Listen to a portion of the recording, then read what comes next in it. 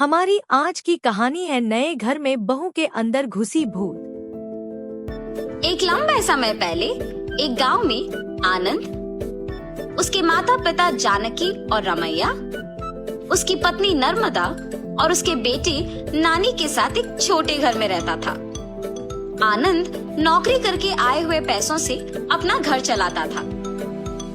जानकी उसकी बहू नर्मदा से सारे काम करवाती थी और उसे हमेशा ताने मार मार के दुखी करती थी, मगर नर्मदा उसे कुछ ना कह के चुप बैठती थी।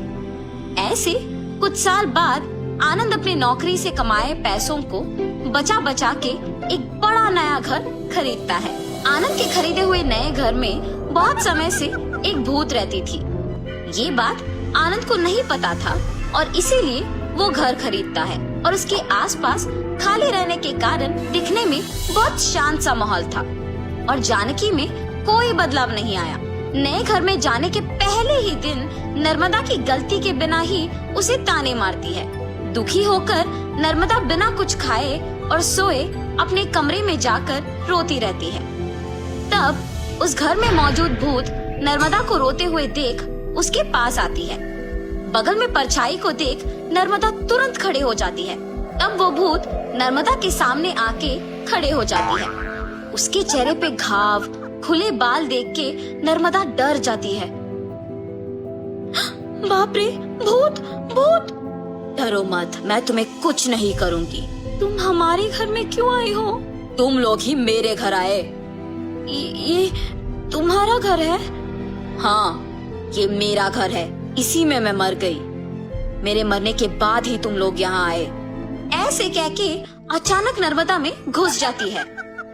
हा हा हा, ऐसे हंसते हुए सो जाती है। सुबह उठ के जब जानकी देखती है कि सारा काम वैसे का वैसे ही रह गया, तब नर्मदा नर्मदा बहुत बार बुलाने के बावजूद जब वो नहीं आती है तो जानकी ही उसके पास जाती है। हाँ, तुम अब तक उठी नहीं?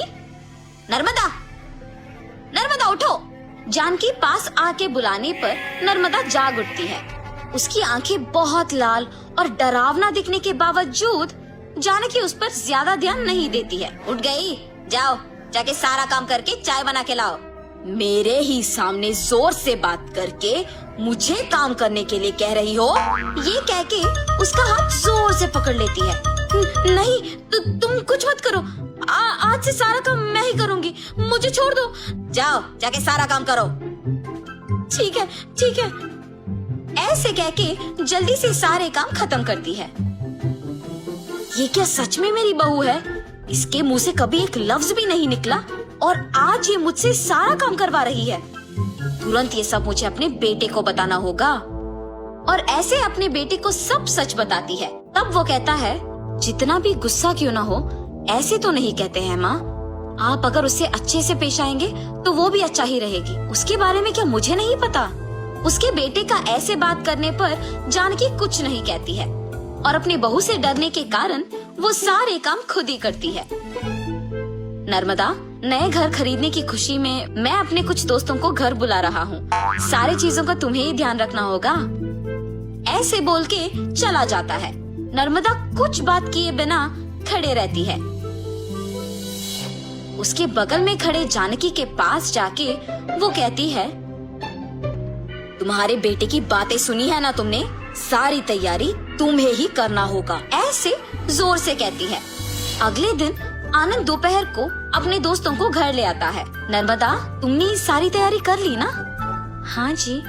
और ऐसे सबको खाना परोसती है और सभी हंसते हुए बातें करते रहते हैं। सभी व्यंजन स्वादिष्ट है भाभी जी। हाँ, मेरी पत्नी के हाथों में जादू है। आनंद, तुम्हारा घर भी बहुत खूबसूरत है यार। चारों ओर खाली और शांत है।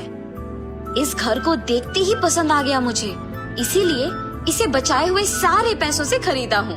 अब इस घर का मालिक मैं हूँ। ऐसे आनंद कहता है। ये सुनते ही नर्मदा तुरंत भूत बनके अजीब आवाजें बनाती है। उसका सिर नीचे झुका रहता है और अजीब आवाजें आने के कारण सभी उसी को देखते हैं। नर्मदा, क्या हुआ तुम्हें? नर्मदा अचानक अपना सिर ऊपर करती है और क्या इस घर का मालिक तुम हो? मैं हूँ इस घर की मालकिन। ऐसे उसे घूरने पर आनंद अचानक हवा में ऊपर उड़ने लगता है। नहीं, ये तुम्हारा ही घर है, मुझे छोड़ दो। ऐसे कहने पर आनंद को नीचे छोड़ देती है। ये सब देख के घर के सारे मेहमान भूत भूत कह के वहाँ से भाग जाते हैं।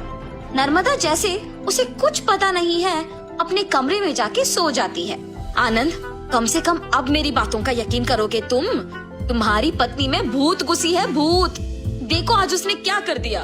हाँ माँ, अब हम क्या करें? एक मांत्रिक को बुलवाना ही पड़ेगा। हाँ ठीक है माँ, कल उसी के पास जाएंगे। और ऐसे जब सब बैठे हुए थे, नर्मदा आती है और सभी डर जाते हैं। तब उन्हें देख कहती है, क्यों सब मुझे देख के डर रहे हैं? क्या हुआ तुम सबको? कुछ नहीं। अब आप तो कुछ भी कर सकते हो ना। क्या करना है मुझे? मैं जो बोलूँगा तुम नहीं कर पाओगी। मैं नहीं कर पाऊंगी? पहले बोलो। अच्छा, क्या तुम इस बोतल के अंदर घुस के वापस बाहर आ सकती हो? इतना ही, और मैं ये नहीं कर पाऊंगी? देखो। ऐसे बिना कुछ सोचे समझे नर्मदा में घुसी आत्मा अचानक उस बोतल में घुस जाती है और तुरंत जानकी उस बोतल का ढक्कन बंद कर देती है।